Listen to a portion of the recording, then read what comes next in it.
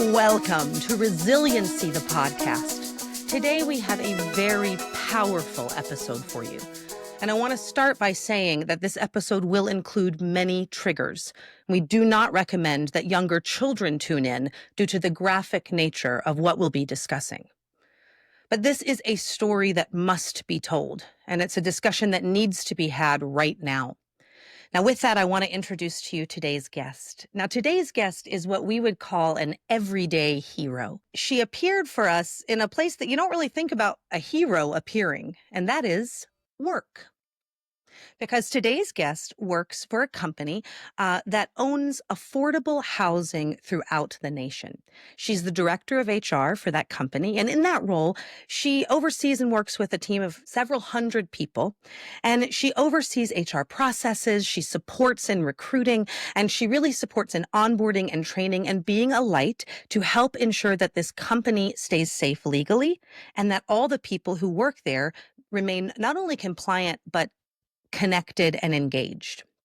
I've had the great pleasure of meeting this young woman at work for this past several years. And what I can tell you is every time I've met her, she is a bright, shining light. She's always dressed to the nines in the most beautiful fashion that is purely her, very individualized. She always has a smile, a hug, a warmth, and a light about her. And each time I've met her, she's had the opportunity to speak, and she speaks with purpose and with passion and with meaning.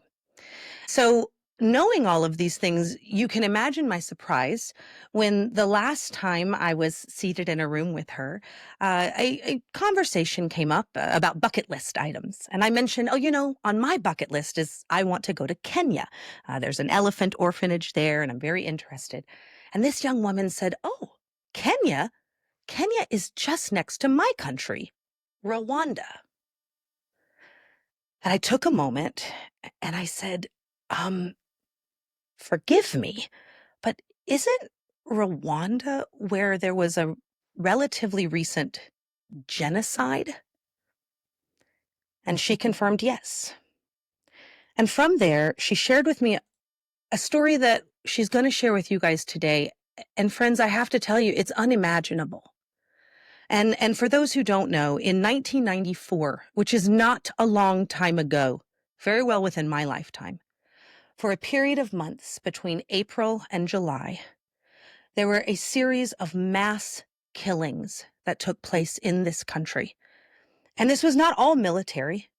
This was neighbor upon neighbor, friend upon friend. And this conflict was born of political division and of racial tensions that led to hate. And with that, I think there is no more important time to look at what happened in the country of Rwanda to someone who was there.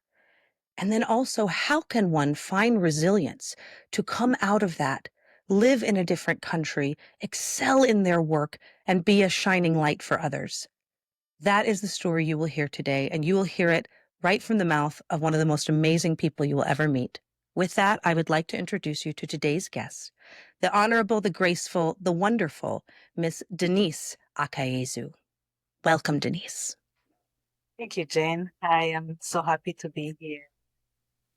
This meet I could show you. So I'm glad somebody sees me that way.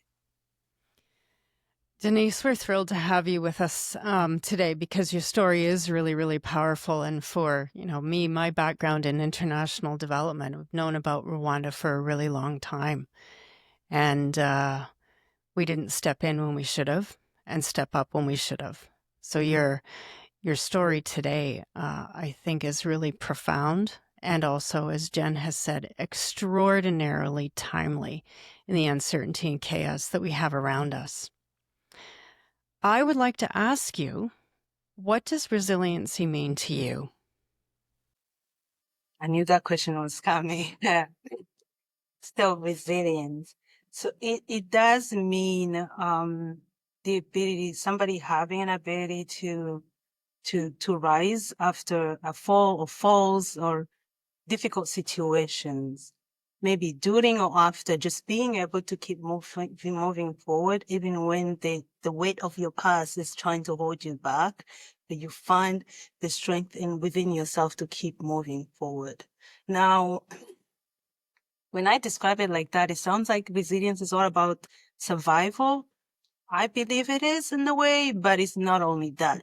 It's just being able to find that force within you to transform hardship into a fuel to succeed or to grow. Now, you are resilient when you get to that point.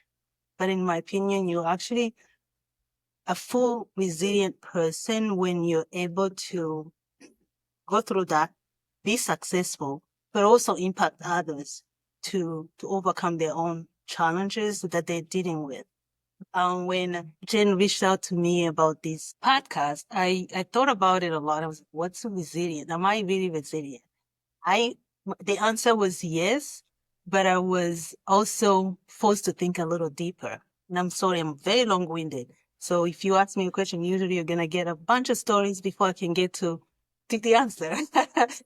I thought about it and I thought a person who's resilient is somebody who can mirror a diamond. I don't know about you, but I think diamonds are beautiful. But according to Henry Kissinger, a diamond was just an ordinary stone that went through pressure and handled the pressure very well. And then when it comes out, it's shiny. We're all able to admire it. It shines. So until you're able to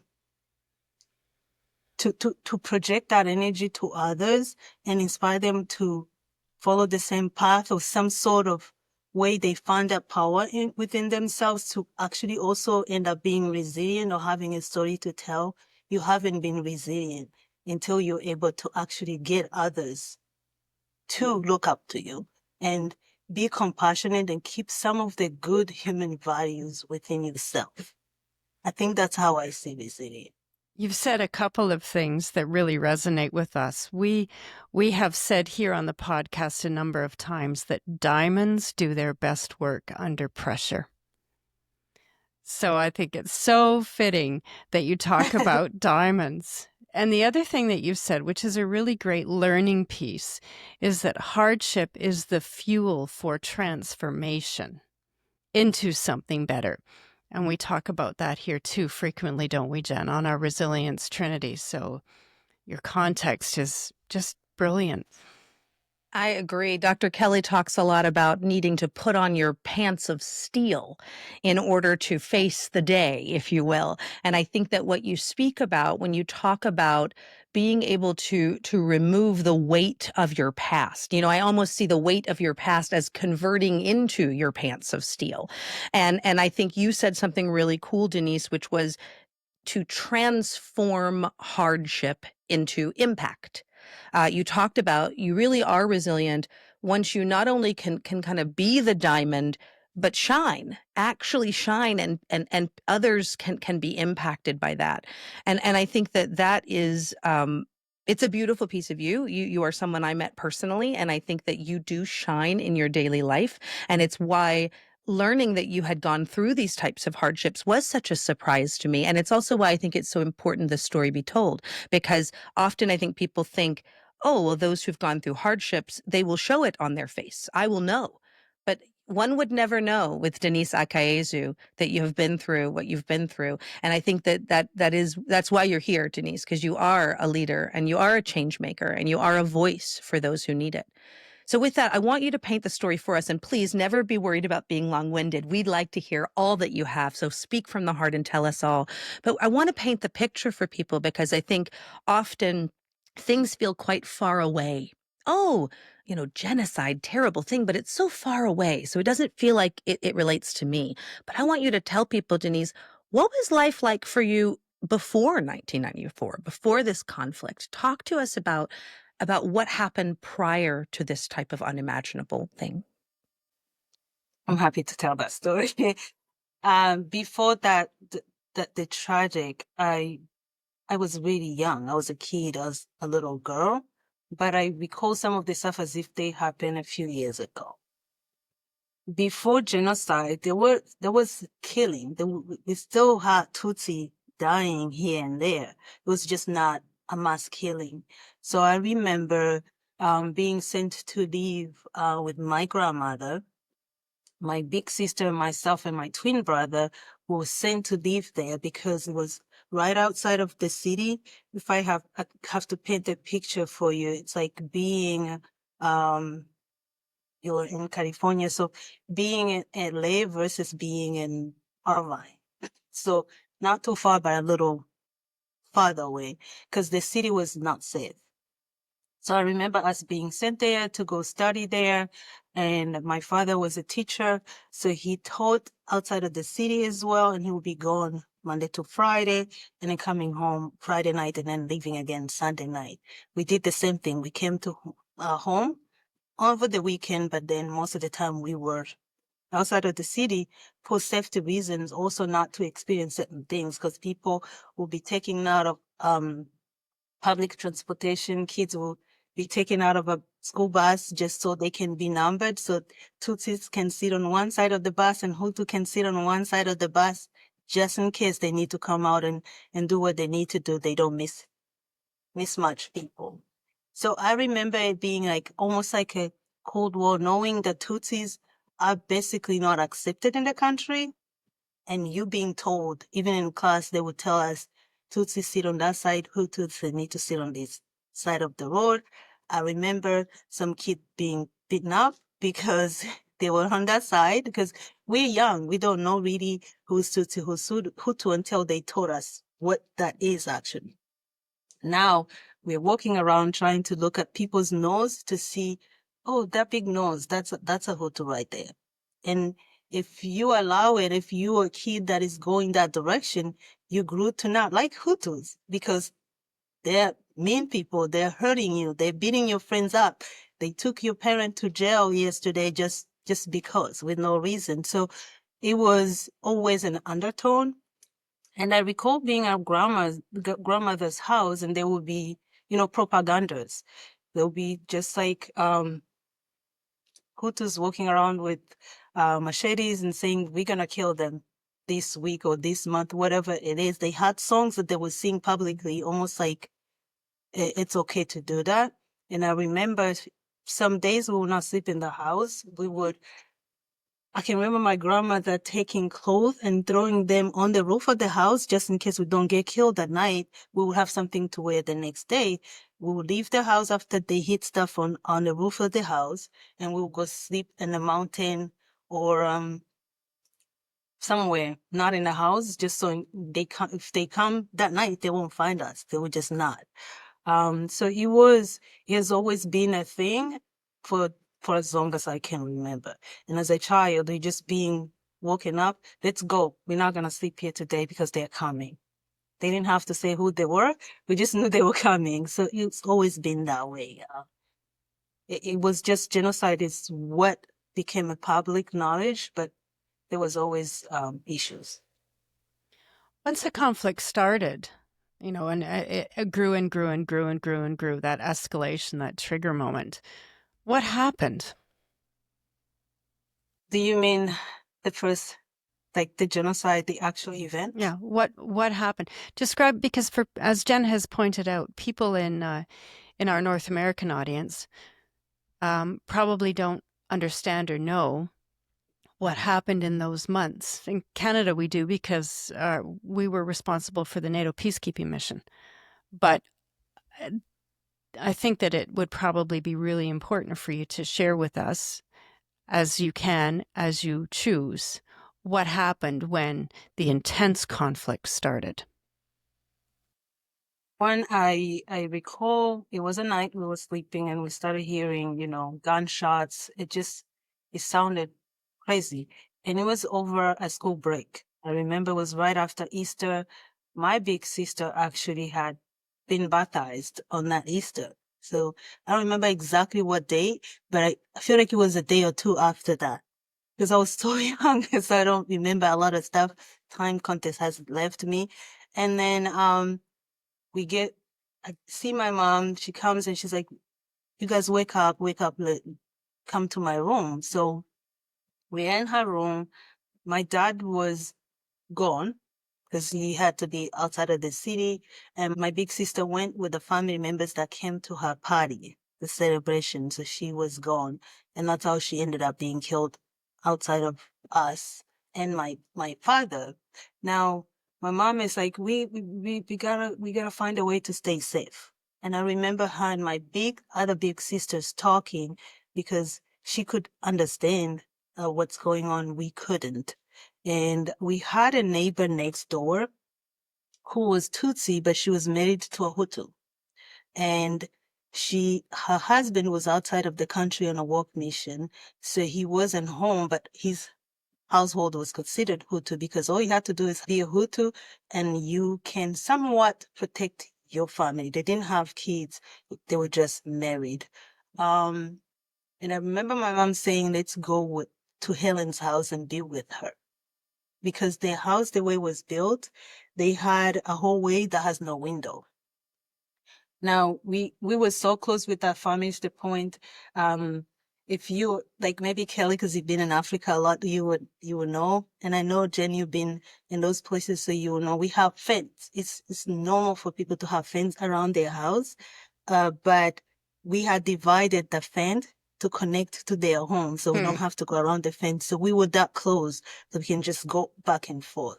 So as we walk from the house to go to Helen's house, the group of people, and that was next morning, when the president was killed the night. So the next morning, we're trying to survive and to hide. I remember us leaving the house to go to Helen's house, and then we hear them coming. And the Hutus, the way they were doing it, it was not quiet. It was like almost they're so proud. They're singing, "Where are they? We gotta find them." And one of them had eye contact with my mom. My big sister, the firstborn, was inside the house. She hasn't left. So if she left, they would have seen her because they were coming this way, but we already past the house. So the house is covering us. So we are hiding, but one of them saw us. And that's a person that actually saved us because he redirected their attention. He said, don't worry about this. These, I already saw them. They left. They got killed on the other end. Basically lied to them so he can protect us. He was our neighbor. He would live behind us. And I can actually remember him even after genocide.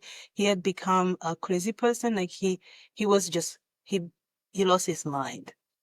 So we went to Helen's house, and I can't tell you honestly how many days we were there.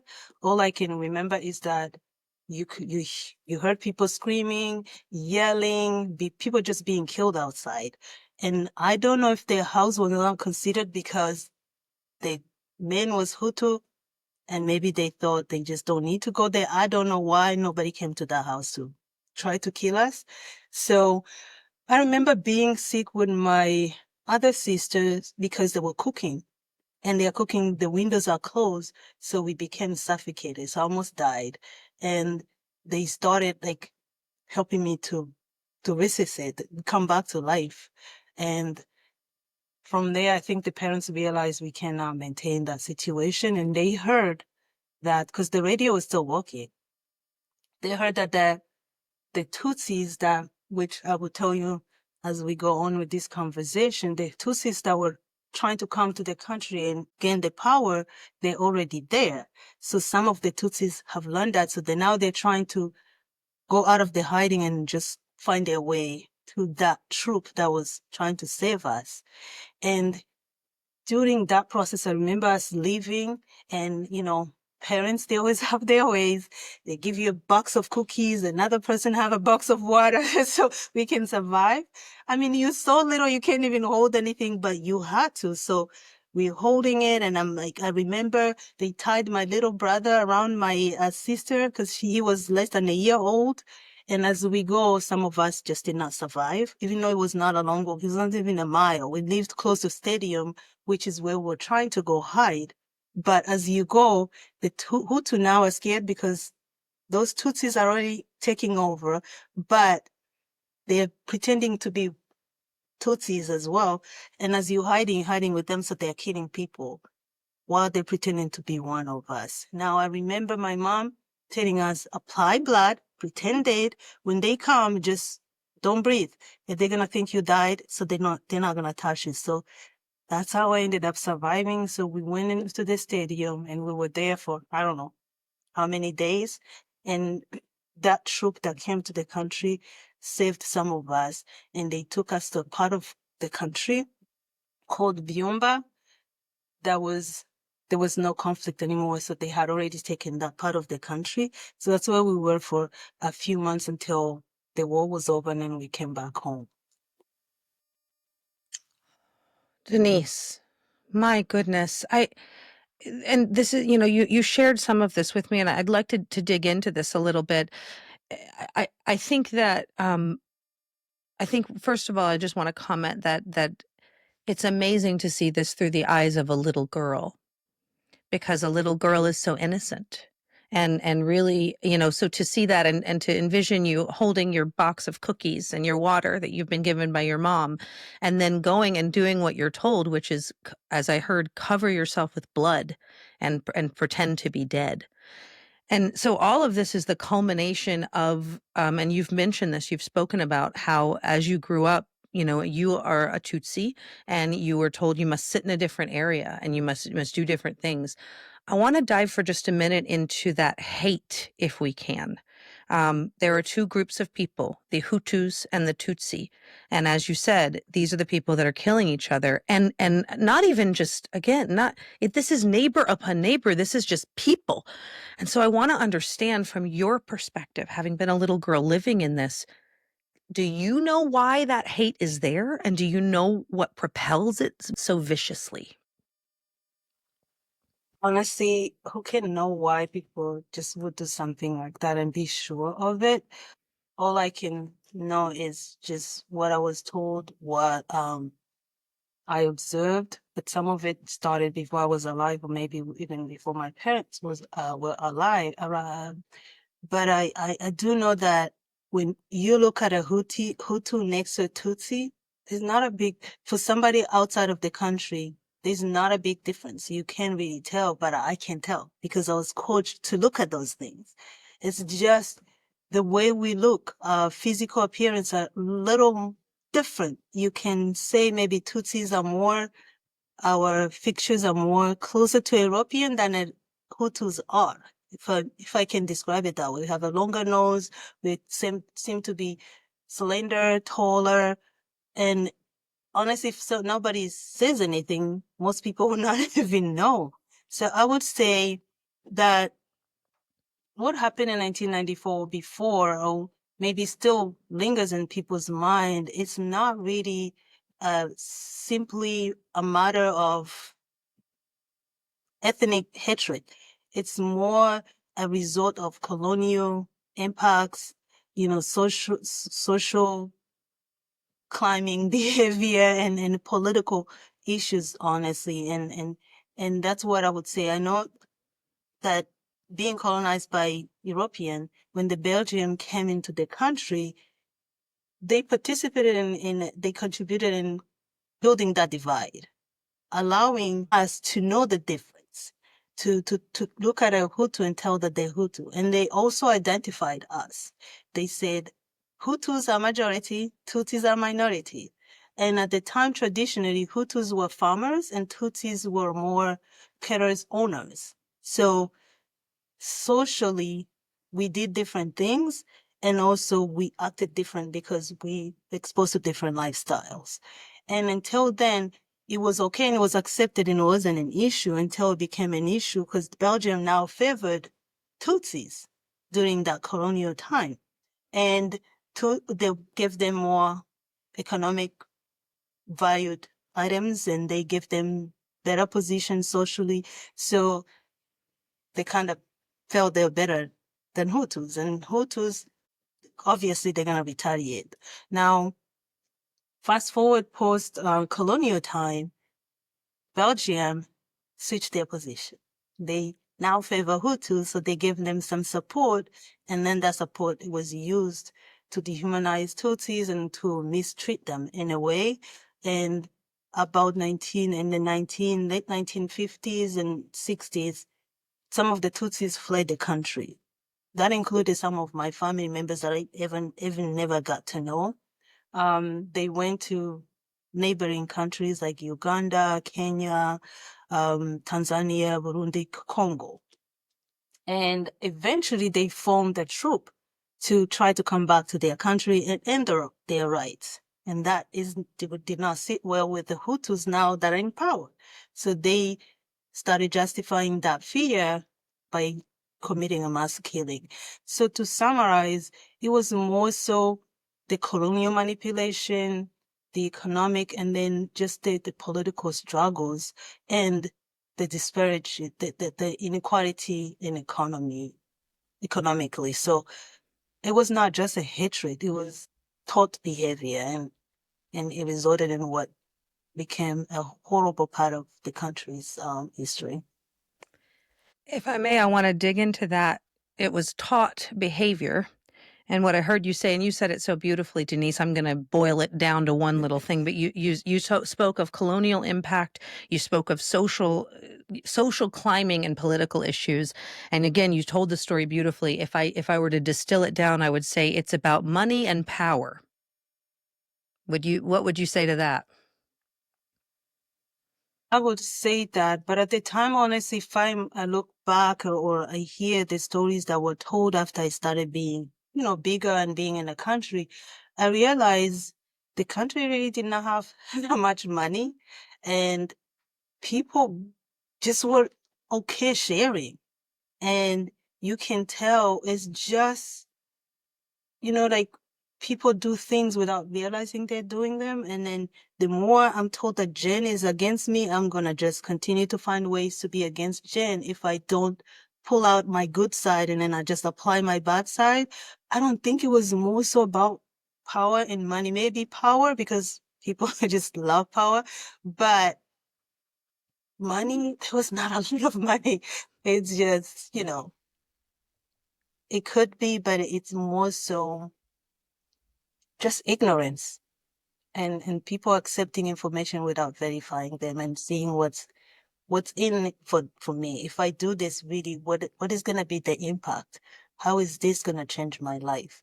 So people just follow the crowd without knowing what it is that they're trying to achieve, and they end up being a disaster. Oh, my love. I'm so glad you said that. And Dr. Kelly, if you'll permit me, I'd like to proceed in this just a little longer before we get to the transformation post-conflict. Because again, I'm very glad I asked that question, because in my very American perspective, I assume that everything is based on power and money. But what you spoke to is something, and I have heard of this as someone in public relations. I've heard of this and I understand this, which is the powerful use of propaganda, which is what created this belief. And again, this is the part that is so hard for me to understand, because, and you spoke of it so beautifully, Denise, it's pure ignorance. It's taught behavior to the extent, and I'm hearing you talk about, this wasn't just ads, this was songs. This was people, battle cries saying, I can go and kill my neighbor. And some of the things I've read say that Hutu killed their own spouses. You mentioned a Hutu and a Tutsi who were married, but there were accounts of people who killed their own spouses. And again, this it's unthinkable in a lot of ways. But I would love it if you would speak for a moment to the role of propaganda. And for those who don't know, it's been well documented. Not only, it sounds like throughout the entire country's history, there was always this understanding of the challenge between Hutu and Tutsi, or whatever was being created. But my understanding is, as this conflict, the actual genocide kicked off in April of 1994, that there was an extremely well-organized campaign. My understanding, again, from reading, is that a radio station was created, that things went lightning fast to make it okay to go take a machete and slice into your neighbor. And I want to ask you, Denise, if you will speak to the role of propaganda. And I want to say this for our audience. We got to listen to this, because this is not just what happens in Rwanda. This is what happens across the world. So can we talk a little bit about propaganda and how it's used to affect human behavior? It is such a great technique to recruit people that, for lack of better words, that don't have a mind. They have a mind, but they choose not to use a mind of their own. So I remember the radio just being, it's almost like also, sometimes when I think of propaganda, I wonder what was wrong with Tutsis. You're hearing you're gonna be killed. Why are you here? Why are you not trying to go somewhere? But again, that's just me thinking because I'm becoming more westernized than I am, African at this point mentally. And when I analyze this, I'm like, did you guys like think about going and buying machetes too? Because again, at that point, they are in power. So the government is composed by Hutus. So they're buying their machetes. We had actually a, a company that produced them. So they had access to it. And we go into school and maybe they're just closing school almost like when there's a big snow in America, we close schools. They're closing school just so they can have rallies and they can just scream and sing how Tutsis are awful and they deserve to die and they don't belong. And you're walking to a market, nobody wants to tell you anything because Tutsis, why are you buying anything? Because you're going to die tonight anyway. You don't need groceries. And it was just publicly announced that way. And I remember one day as a kid going from school to home and my family just grieving, thinking my mom was killed. But she wasn't. She actually was taken out of a car and then they took her to jail and she went missing for days. So we weren't told until later. So they had this thing where everything stops and then they're singing. So we know Tutsis need to go hide in their houses because Hutus are singing around the house, you're going to die, we will kill you. Enjoy the rest of your life for the next few days. It was just bad. So the propaganda it really works, but it only works when people allow it to work. And it is encouraged for people in power, obviously, and they provided them with tools to do so. And they taught them how killing these Tutsis is going to allow you opportunities. It's almost like if I have to put it in our lives today, it's somebody telling a person, like someone in power telling a person, if you hurt Denise, we will give you Denise's position.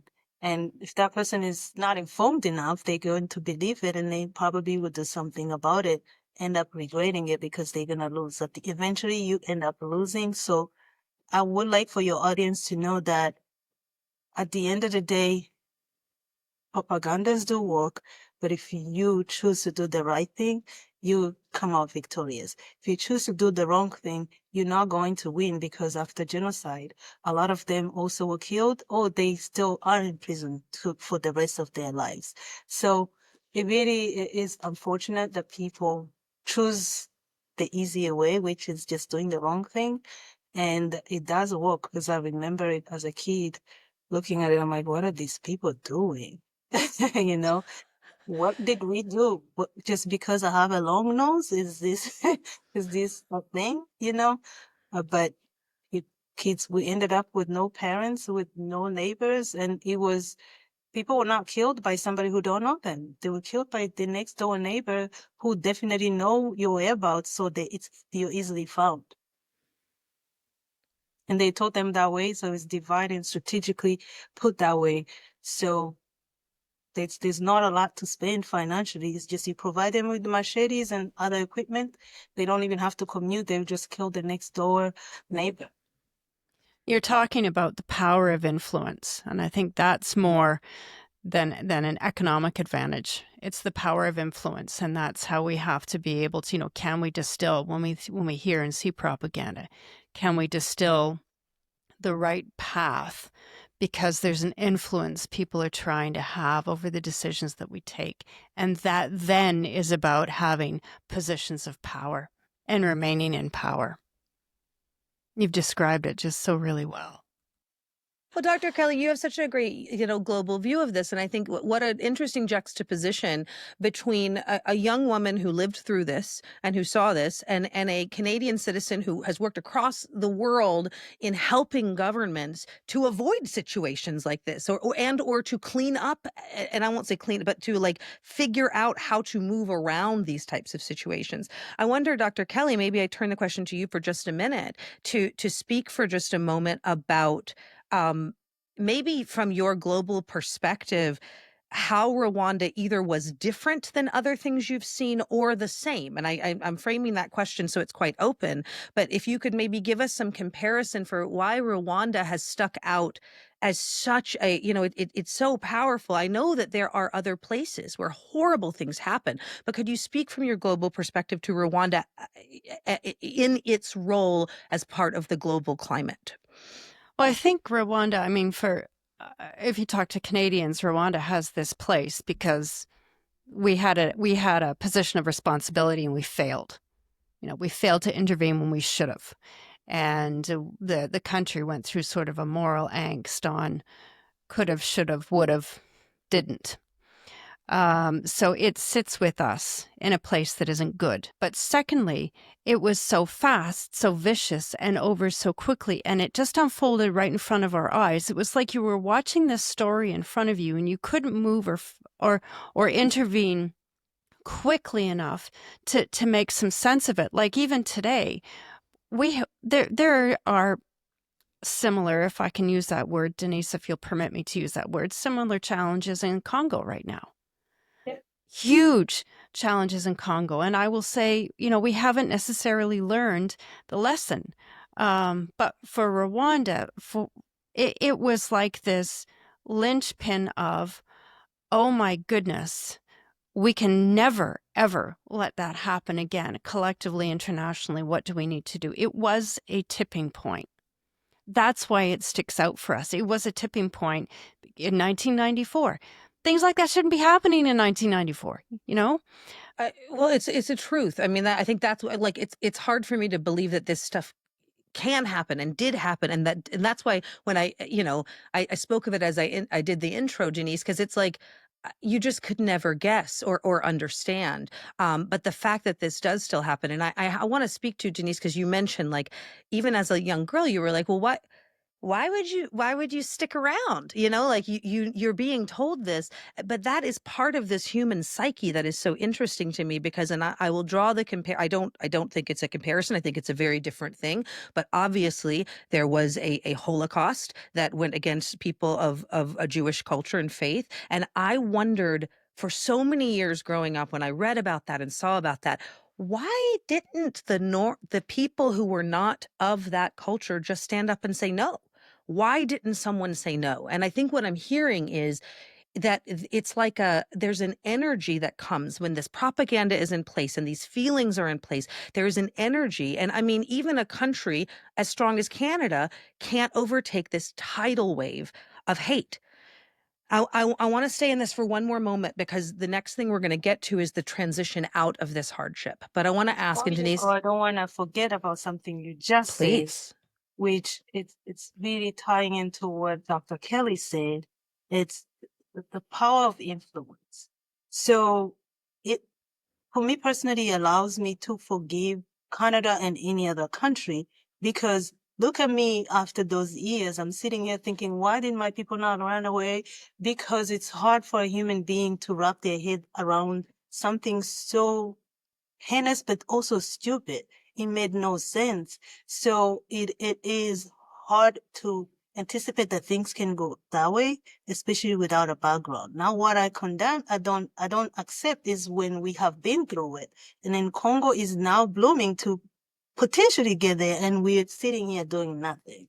So it's the power of influence is really powerful and it influences the people that are trying to hurt that group of people to feel powerful, but it also influences those being attacked to think they don't have any choice but to stay there and take it. So it's influencing both ends. They allow you to sit there and wait for them to do what they told you they're going to do. And then they allow the other person to continue to go there, and then boom, it just get destroyed. And then Canada and all of us that are outside, we're like, what just happened? Well, they told you they were going to do that. We just did not believe that they can actually do something so low. Heinous and stupid is well said. And I want to say this too, because I think a lot of the logistics of this is like, you mentioned this. You said this group comes in, they make this decision, we're going to kill all the Tutsis. They put it all on the radio, they do it. And now what do you have? You have a broken country with bodies scattered across what did the country look like at the end of the conflict? Oh my goodness. Ugh, my heart hurts just when I remember that. First of all, you coming back to a country, to a place where your home is destroyed. You don't have a family. Oh, I'm sorry. It's okay.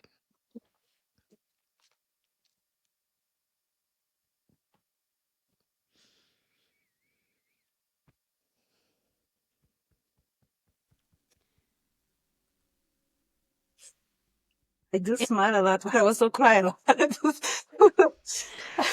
This is something to cry over.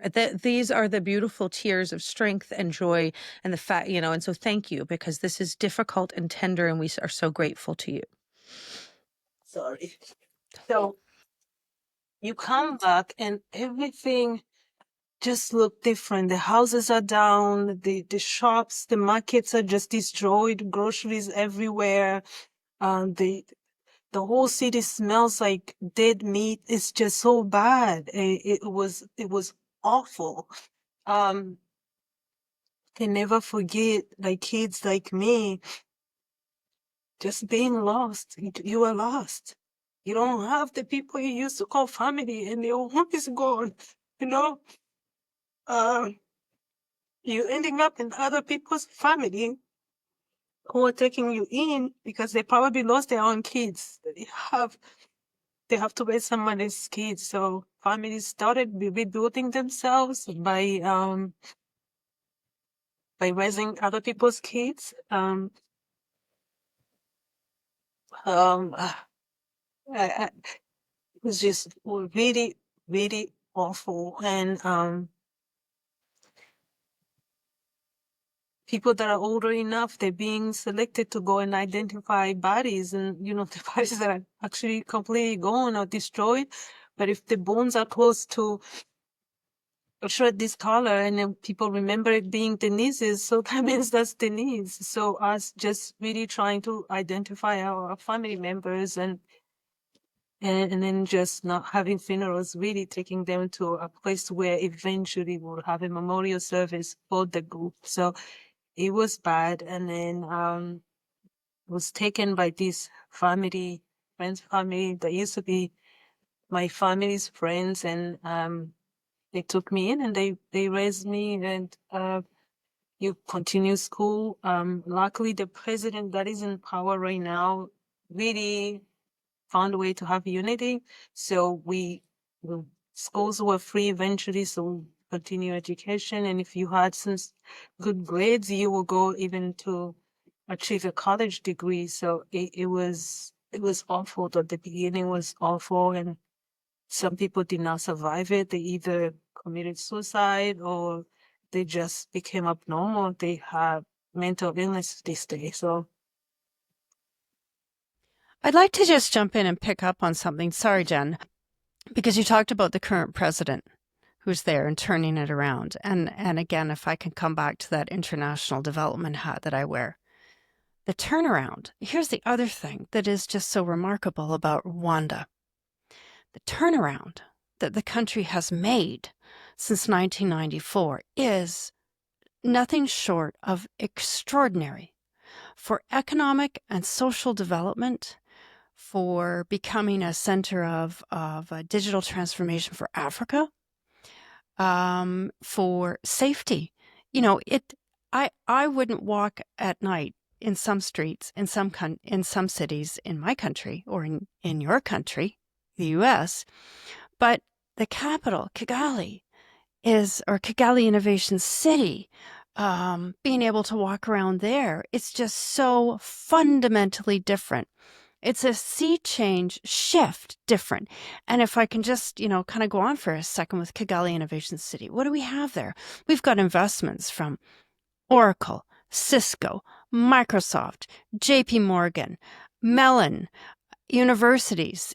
It's like out of the ashes of something so horrific is blooming and blossoming this light, this beacon that if you want to do something right, this is how you can do it. Yes. Their definition, if we're talking about a country, they're a resilient country. They went through that whole transformation. And when I look at my country, I'm like, is this real? Kelly, you've been there, so you know there's no dirt roads anymore. It's just everything's clean. You can't carry a plastic bag in my country. So it's the president and his team have done tremendous work, and they have done their best to remove that divide. So there's unity. You see in the government position, you see Hutus and you see Tutsis, predominantly Tutsis, obviously, but I'm just proud to be Rwandan. I wouldn't have been, um, years ago, but I'm so glad you said it, because if I said it, it would seem like I'm just advertising my country. No, Sounds better when someone else who no. actually has lived it, and you can see the difference. I don't even think you can compare Rwanda in No. 1998 to Rwanda today. It's just a different country Yeah. completely. It's game-changingly different.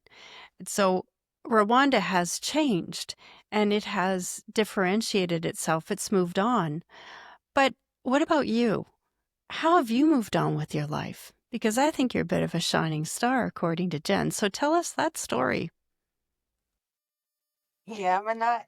I am here.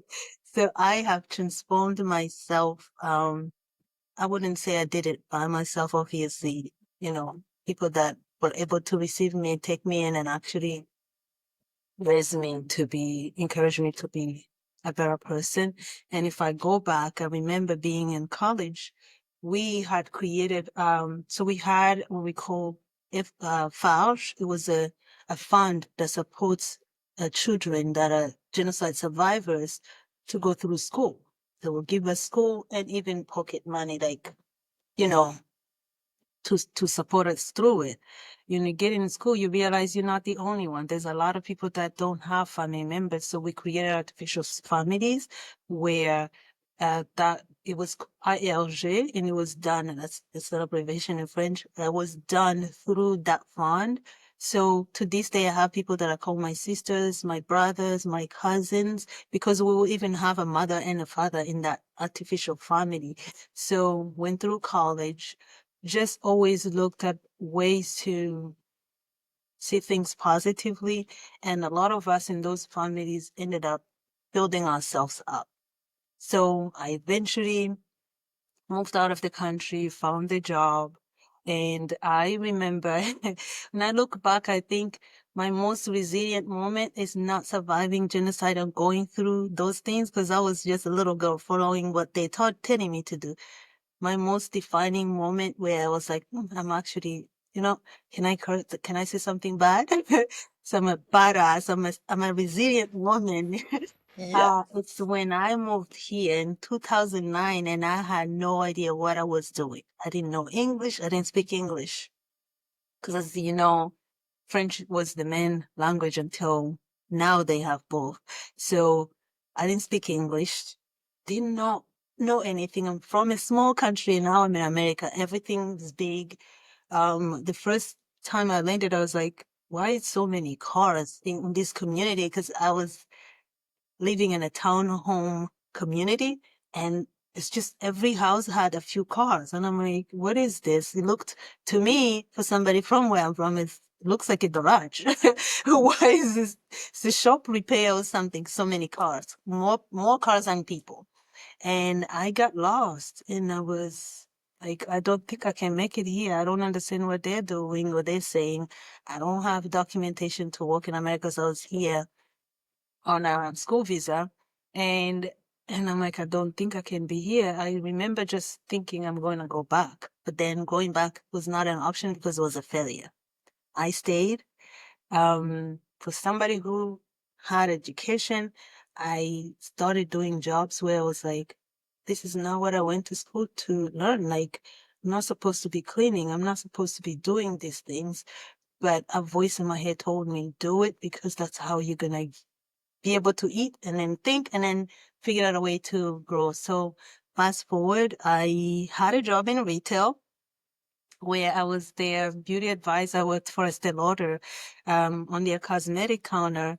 And eventually our human resources who had interviewed me was leaving the job. She came and told me before she can even tell her boss, I'm leaving this job. I know you have a background.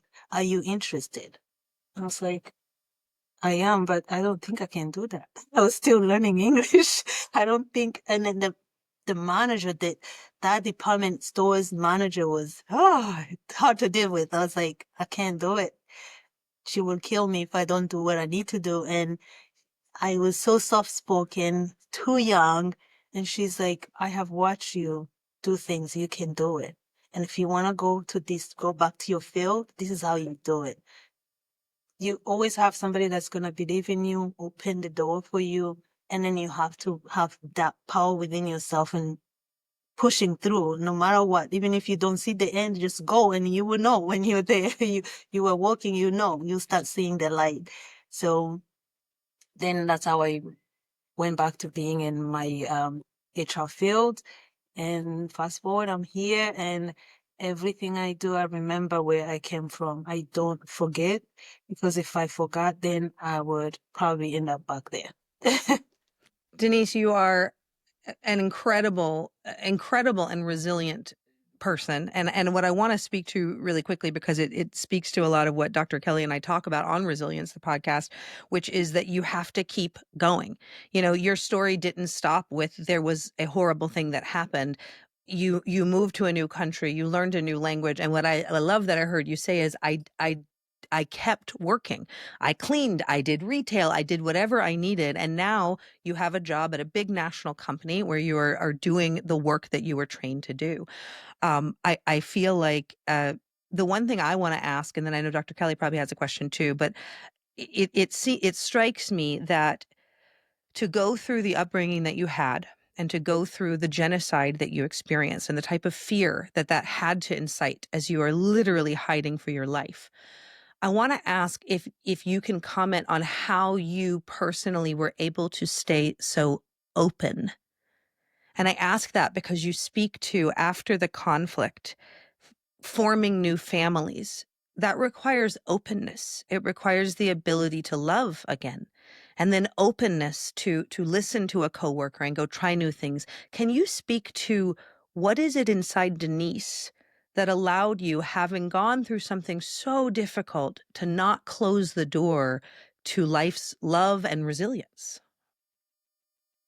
I honestly cannot tell, but if I have to guess, it has to do with just a human nature, something that is naturally given to us. And if you want to build on it, you will be able to find it within you. But I also would say I will not take credit, because there are those people, positive people around me that, government putting that fund out there that allowed me to be in those schools where I can create that artificial family. And I was actually always the leader of that group. I was always holding those meetings. So I think I was trying not to be so bored that I'm thinking about my problems. So I always found myself doing something. Even when I moved here, I was doing those jobs that I know that I'm overly qualified. I actually wasn't qualified to do those jobs, but I was always thinking, oh, maybe I can just go. And when I'm not working, I can take evening classes. And there's a school here that supports people with low incomes, so I can go and learn for free. And maybe I can go get an MBA. Like, I always have something to do. So I'm not focused on thinking of the negative impact. And then eventually I found myself thinking, well, my family was not rich. If they were here, would they have been able to afford me a college degree? Maybe it happened, but also at the end of the day, some good things came to me because I think it's the power of life and you just digging deep and finding something within you, but also being exposed to good people that are gonna project that light that you want to follow, and then you just knowing, I don't want to cry. I just want to work, because I think this is gonna distract me. It was almost like me distracting myself, and then luckily finding myself in the right place at the right time. You talk about that again, whether you realize it or not. You've just given us another example of hardship is the fuel for the transformation. And you've given us some examples and strategies on how you move forward rather than live in the past. For the people who might be listening in today, do you have any other strategies or any other advice that you could give them on how to move forward rather than dwelling and being stuck in the past? Because you can't fix that. So I would tell the people that are listening to, one, finding yourself to forgive. If you can't find it, force yourself to do so. Because until you have forgiven what has harmed you, who has harmed you, you're going to stay in the past. You're going to look at Dr. Kelly and she's going to remind you somebody that did that to you. And you're going to hate Kelly for no reason, who was not even there. So you just really try to forgive. And personally, I think for the people that have been through what I've been through or similar to, you have to remember nobody normal would do those things. So if you have realized this just was a supernatural force that is completely negative, and don't hate those people, maybe dislike what caused them to do that, which sometimes you can't even touch or feel, it's intangible, and then just keep moving forward. Because you make a choice. Do I really want to be that, or do I really want to find a way? And if you think being angry and upset every day and crying every day and mourning what happened to you is better, then you stay there, but eventually you'll need mental health support. And then that person that was next to you going through the same thing that chose to go that way, you will be looking at them as if you never knew them. So you just choose to forgive. Don't forget, because if you forget, you probably will make mistakes that those other people made. And then to realize that it's better to move forward than to stay back. Denise, you brought me to tears when you said forgive, because I will be honest and say that it hadn't occurred to me that that actually is step one. And honestly, it hadn't occurred to me that I could physically forgive someone who had a machete and killed someone I loved, to be honest. And I think that you spoke of it in an amazing way, which is, and I want to just repeat what I heard you say, which I thought was really important, is that you don't hate the people, only the supernatural force that was causing that. And I think that by placing that outside of the people, it sounds like that is the answer to how you were able to guard and maintain a capacity for love. And I've heard you say that really it's about focusing on the positive. And so I guess as kind of a final question before we get into, so we're going to get into some fun ending of how we always end Resiliency, the podcast. But this has been deep and passionate and difficult, and we've gone through a lot of different things. But really, what I love about this episode, Denise, is I think I expected that it was going to be, I'm going to use the word yuckier, because we were dealing with such a yucky subject. And yet, what you've brought out of this is a true story of how to find the light. And so I want to ask, if there are people out there today who are angry and having trouble forgiving and who are closed, and they themselves have had something heinous happen to them, what would you tell them? Tell them what I just said. I would try to relate to them. I would try to tell them my stories and the steps that I've taken, and just encourage them to take the same steps or similar based on their situation, and then just hope they hear me. Because sometimes it really is a hard choice to make, and it's a self-conscious decision you make every day you wake up. Because we are born with certain things that we can't change about us. One of them is emotions and feelings. And I would just ask them to choose to use more when it comes to life. Maybe use your brain more than you use your heart in certain things. Because if you are thinking of how to get better, you don't continue to drown in what you don't like about life. Just find what you like about life and do it, because I truly believe we all can survive bad situations and then be better people to ourselves and to others. So I would definitely, in general, I would encourage, and sometimes I feel like I need to find a charity or something that I can support where I can just go and speak about myself. Look at me. A few years ago, I was looking for a roommate that can live with me in the same room, not in the same apartment, in the same room so I can afford it. Right now, I don't see myself living anywhere but in my own home. So, and it didn't take that many years. It did not take that I was supernatural and I was superhuman. It just took me realizing that it's better to move forward. It's better to just allow life to do what it does. Sometimes it challenges us. It's surprising. And some challenges, you don't even know how to get through them. But if you focus it to do the right thing, you're going to get there. You're teaching us about mindset. Yes. You're Yes. teaching us about mindset. And that really is, there's a heart set, but there's a mindset. And sometimes that's the more powerful thing. I think pretty much always. I'd say I think the mind leads us through all of it. And Denise, I just applaud you. I applaud you. I applaud your soul and your spirit for knowing these deep truths and for staying open. And like I said, every encounter I have ever had with you has been of true and deep love. It is clear to me that you love mankind. It is clear to me that you love humans. It is clear to me that you are someone who drives things forward in a positive way. And I want to tell you here at Resiliency, the podcast, I know that our audience is going to love you, and we support you in speaking and in telling this story anywhere and everywhere you can, because I want you to know, just me sitting here today, even more, I thought I knew, but what I've learned from you is really feeding my soul in a resilient way. So I just want to say thank you for that, Denise. You're welcome. And thank you for allowing me to sit here and talk to you and talk about maybe 2% of my story. But it is helpful to speak about these things. And I would say, if one thing, I'm not this person that you're seeing right now. Sometimes I close my door and cry so I can be able to smile the next day.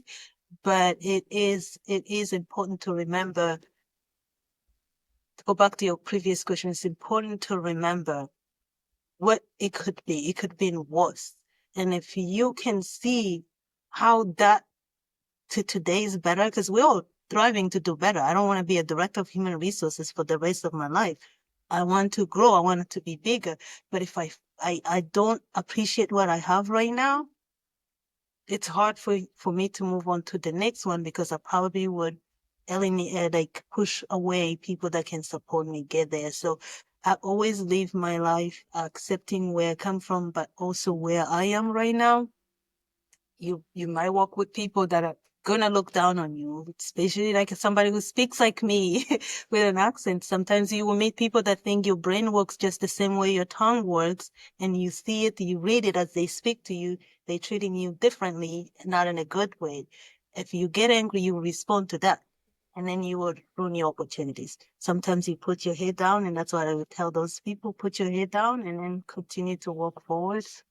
So I do appreciate what happened to me, what is happening, and then I look forward to what's going to happen, because I know it's going to be better. It's always going forward. I have not seen me failing, and I don't see myself failing, and I don't contribute to anybody's failure. I always thrive to, if I was not in human resources, I probably would be a social worker, because anything I do, I want it to have to do with humans, because I feel like it's good to, like propaganda, we should have a voice to do good influence, Dr. Kelly. Good positive influence versus the propaganda. So if somebody's over there teaching something negative, there should be a group of us teaching something positive. Well, I'm hoping that we can get to learn a bit more. You know, you said that we've learned about 2% of you. So let's see if we can learn about, maybe another 5 or 10 or 20% of you. It was not correct number. Very Yeah. small percentage. I don't think it was 2%, but metric wise, it could be more, Yeah. but I know I definitely have some of the stories that we had to abbreviate. Yeah, that's true. So, are you ready for us to learn a bit more about you? This is the rapid fire portion. That's right. What's your favorite movie or TV show that makes you feel resilient? So I have to. Can I give you two? Please. One is very famous, and I'm sure you probably have heard this answer, is The Pursuit of Happiness. Just watching how the main actor was just handling life, remain true to themselves, was kind, and they just continue to work hard to get where they need to get. I find that to be human and accurate to what life can be sometimes. But recently, a really, really good friend of mine talked to me about a movie called Room. I don't know, have you all watched Room? You should watch it. It's this woman that was kidnapped, and her kidnapper put her in a room with no windows. It just had a little clear ceiling, like a little spot where you can see the light coming in. And she was there for years. So her kidnapper was raping her every opportunity he had and got her pregnant. She had a son, and the son was raised in that room. She was in a cage, and he would send food in there, and the kid grew to not know that there's a life outside of that room. Eventually, she strategically, and that's what I was saying about, if you're living with a challenge where you're being mistreated right now, sometimes you have to strategically find a way to work with the person that is mistreating you. So she found a way to manipulate that guy and taught her son how to get them out of that room. You have to watch that movie. And eventually she ended up leaving that room through her son and rebuilt her life outside of that room. And she sent a son that never seen the day of light. And he was shocked because it's just, it's new to him. So you should watch that movie. And it kind of became a new movie for me that is more resilient.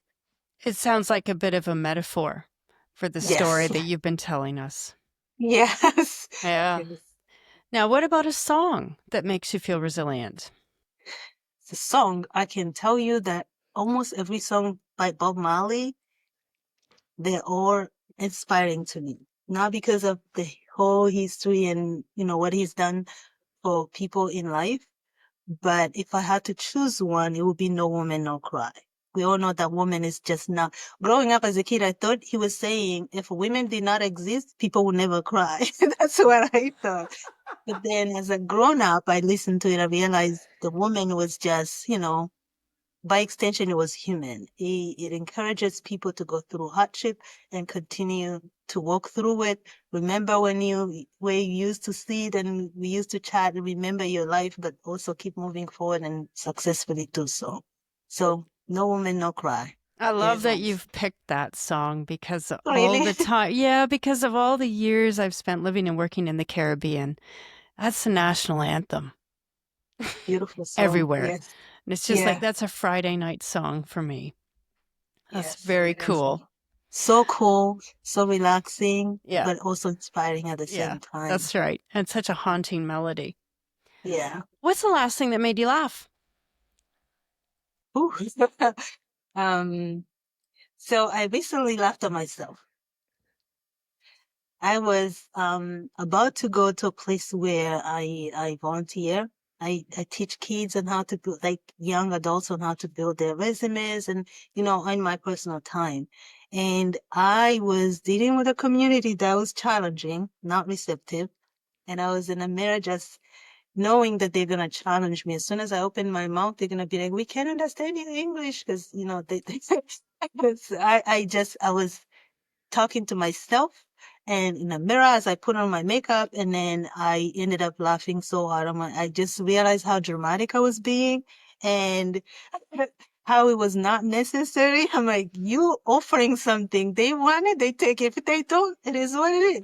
Why are you bothering yourself so much? So I realized like being resilient sometimes is just laughing at yourself because we can be hard on ourselves, especially if your goal is always go, go, go, and go. And when you stop, you realize this was not necessary. I didn't need to talk to myself. I look crazy. You were calling yourself on your own drama queen moment, weren't you? Yeah. I do that all the time. Same, and the power that you could laugh right in the moment, because I often don't laugh Yeah. till later when I'm like, Jenn, why were you being so crazy? So good job, And Denise. I called my husband. I was like, I'm just being crazy. And he's like, I told you that you just need to relax. Yeah, it was funny, Oh I man. love it. but I'm sure I'm going to do it again. Well, of course Human you are. nature. Of course you are. So Denise, do you have a question that you would like to leave for a future guest? Not a few, but one was a winner. I would say, ask your guest, how do they balance being resilient and having a self-empathy? Because resilient people tend to be hard on themselves. And sometimes we run ourselves like a car without an engine. We don't do oil change sometimes, and then we expect the car to continue driving. So how do you find a balance of being strong and resilient, but also remember that you're human and sometimes you just need a break? I love that question, Denise. Thank you for leaving it. I was actually speaking with a counselor friend of mine just yesterday, and she was asking, how was I sleeping? And I said, I'm sleeping really well, you know. And once we got down to it, she was like, so are you telling me you're waking up at 6 and going to bed at midnight every night? And I was like, well, yeah. And she's like, do you think that's enough sleep? And so it brings me back to that, you know, I'm thinking like, I've got to keep going. I got to be resilient. But exactly what you're saying, how can you bring that self-empathy and that self-knowledge in? Such beautiful balance, Denise. Okay, I have a last question for you, my dear. So this is a question that was left from a past guest here at Resiliency, the podcast. Are you ready? Yeah, I Okay. think I am. I think I think you've made an A+ on all the answers thus far, so I think you're doing pretty well. All right, our final question from a past guest is this. Miss Denise Akayezu, what would you do if you had no fear?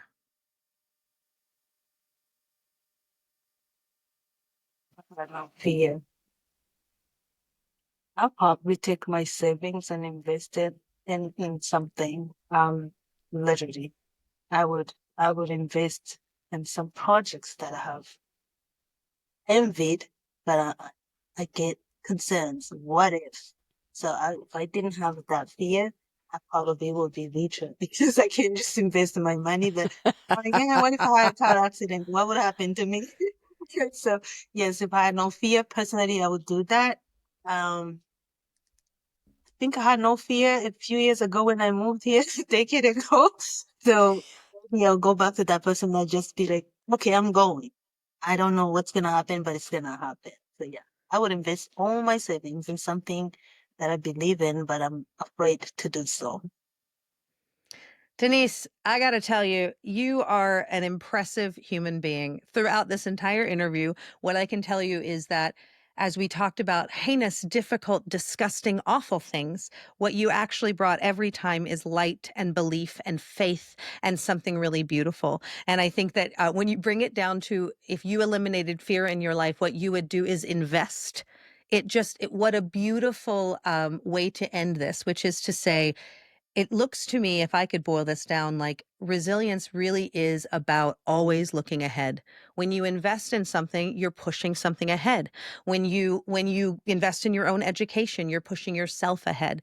And so I just want to say I want to thank you because I really think you've brought an energy to our audience and to our listeners that is of pure resilience and in a really positive way. So Denise, is there anything that you'd like to share or anywhere you would like for people to find you online if you would like? I, I don't really do online of much. I have a LinkedIn profile where you can find me under my name, Denise Akayezu. I also have a Facebook account that I barely look at because I just I just don't know how to be online, honestly. I find it healthier to stay out of it. So yeah, LinkedIn will be. I think being that's very able to. safe. Well, an audience, take a look at Denise Akayezu on her LinkedIn, because as she mentioned, she's not done growing yet. So she works for a beautiful company. She does beautiful things. And it sounds to us like there'll be more storytelling coming from her in the future. Denise, we would be honored to have you back anytime to chat more about that other 98% of your life. But beyond that, we just want to say thank you. And to all of our listeners, we want to say thank you. Thank you for listening to today's show. If resiliency is something you're interested in, please like or subscribe to us wherever you're listening to us today. You can find us on YouTube, on Spotify, on Apple, on Amazon, anywhere you listen to podcasts. This is the place to find stories, strategies, and inspiration on how to embrace change, overcome challenges, and redefine resilience in our rapidly changing world. You can find me, connect with me anytime online at Jenn Quader, JENNQUADER, or my company, thesmartagency.com. Our beautiful, illustrious, wonderful, brilliant co-host, Dr. Kelly Culver. Find her at culvergroup.ca. That is .ca for Canada, my friends, as you know, because she is a Canadian and the best of the Canadians, I always like to say. You can also find her on LinkedIn and Instagram at Dr. Kelly Culver. My friends, thank you again. We wish you beauty, we wish you resilience, we wish you light, and we wish you all things positive. We hope you will join us again here on Resiliency, the podcast.